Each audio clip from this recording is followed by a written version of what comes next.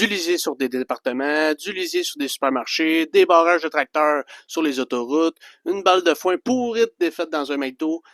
Qu'est-ce qui se passe en Europe? Que ce soit en Allemagne, en France ou aux Pays-Bas, les agriculteurs sont en colère puis ils sont surtout au bout du rouleau. Puis même de ce que je vais vous parler aujourd'hui, même si ça se passe à 12 heures d'avion d'ici, je vais vous expliquer à la fin de la vidéo pourquoi je vous en parle. En partant, il faut comprendre que les gouvernements des dernières années, ils cherchent par tous les moyens de réduire les impacts environnementaux. Le problème, c'est que les nouvelles normes mises en place, ils font pas exclusion aux agriculteurs, puis même parfois sont carrément ciblés. Comme par exemple, aux Pays-Bas, le plan du gouvernement, c'est de réduire de 50% leurs émissions d'azote d'ici 2030. La solution à ça, de réduire du tiers le nombre de bêtes d'élevage qui est produit au pays. Donc, si toi, matin, tu as comme par exemple 100 vaches en lactation, puis que d'ici 2030, tu voudrais te rendre à 120, 130 vaches en lactation, ben, au lieu de ça, tu vas être rendu à 70 vaches en lactation. Puis tu vas être obligé de le faire. Mais hey, continue à remplir les épiceries, par exemple, puis il faut pas que ça coûte plus cher aux consommateurs. Comme en Allemagne, il y a eu des grosses manifestations en faisant des barrages avec des tracteurs parce qu'ils ont décidé qu'ils enlevaient des subventions aux agriculteurs puis qu'ils rajoutaient des taxes sur le carburant. Le carburant, pour monsieur, madame, tout le monde, de payer plus de taxes, ça va juste les amener à probablement réduire leur déplacement ou à diminuer la grosseur du véhicule pour économiser. Mais il faut comprendre que pour les agriculteurs, un tracteur, ça roule pas à l'air.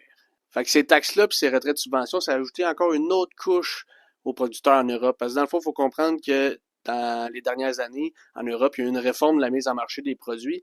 Puis malheureusement, mais ça n'a pas été avantageux pour les producteurs, mais plus pour les transformateurs, puis pour les épiciers, puis ainsi de suite. Fait que ce qui fait depuis cette réforme-là que les producteurs, ils vendent leurs produits en bas du coût de production. Fait qu'il y avait déjà la corde au cou, puis là, en plus, ils se font rajouter des normes, puis ils se font mettre des taxes, puis qui fait que l'écart de rentabilité est encore plus grand qu'il était avant. Puis là, ce que je viens de vous expliquer là, c'est une partie des problèmes de ce qui se passe. Puis là, je vais essayer de vous faire comprendre l'ampleur du désespoir des agriculteurs en Europe, OK? Bien souvent, quand tu es propriétaire d'une entreprise agricole de taille moyenne, bien souvent, c'est toi et quelqu'un d'autre qui travaille sur la ferme. Il n'y a pas d'autre monde, puis c'est du 7 jours sur 7, puis t'as pas le grand temps de faire d'autres choses, OK? Mais là, ça va assez mal là-bas, que là, ils ont décidé que, bon, ils s'occupent des animaux le matin puis le soir, mais pendant ces temps-là, ils s'en vont manifester, ils s'en vont faire des moyens de pression d'un gouvernement pour qu'il se passe quelque chose. Puis là, ils sont en train de délaisser puis un peu de négliger leurs entreprises. Mais ils se disent, rendu là, si on fait rien, ils vont mettre la clé à la porte pareil. Fait que oui, ils délaissent un peu. Il va falloir qu'ils se rattrapent plus tard si ça bouge puis qu'ils réussissent à sortir de l'eau. Mais là, ils se disent, de la marde, et s'il se passe rien, je n'ai plus d'entreprise. Les agriculteurs en Europe, là, ils s'en foutent pas de l'environnement. Ils veulent pas polluer à grandeur puis mettre de la merde dans les rivières. Là. Ce qui se passe en ce moment, c'est que les normes sont drastiques, sont imposées dans un court laps de temps. Tu sais, quand on parle de couper du tiers le nombre de bêtes en élevage d'ici 2030, là, 2030, c'est dans 6 ans. Là. Toi, ton entreprise, là, tu veux investir dedans ou tu as déjà investi dedans, pour pouvoir grossir, t'as acheté des terres, t'as agrandi ta bâtisse, t'as des dettes à payer. Puis là, tu te fais dire, ben à la place, faut que tu réduis ton nombre de bêtes. Donc, tu réduis ton revenu. Ce qui se passe, c'est que c'est pas échelonné dans le temps. C'est que c'est là, c'est tout de suite, puis c'est drastique. Ça ne marche pas pour une entreprise agricole qui sont déjà en difficulté. Ça leur prend plus de temps pour s'adapter.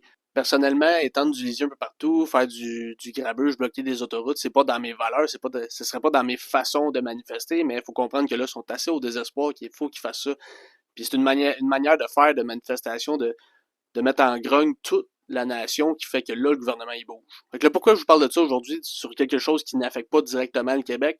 Il faut comprendre qu'en Europe, habituellement, ils sont 10-15 ans en avant de nous autres sur les technologies, sur l'environnement. Fait que veut pas, faut comprendre qu'à un moment donné, ça va s'en venir chez nous. Ce qu'on a souvent fait, nous autres, en Amérique du Nord, c'est de voir qu'est-ce qui se passe en Europe quand ils essayent de quoi de nouveau.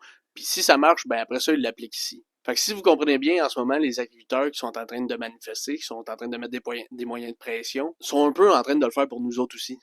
Parce que si, en fin de compte, les gouvernements ils décident de virer de bord, ben ça envoie le message ici qu'il faut faire attention aux manières d'imposer des nouvelles normes. Fait que vous allez voir dans les prochains jours, il y a une tendance qui est en train d'arriver sur les réseaux sociaux, c'est que les gens, pour supporter les agriculteurs en Europe, ils virent leur photo de profil de bord, à l'inverse, si on veut.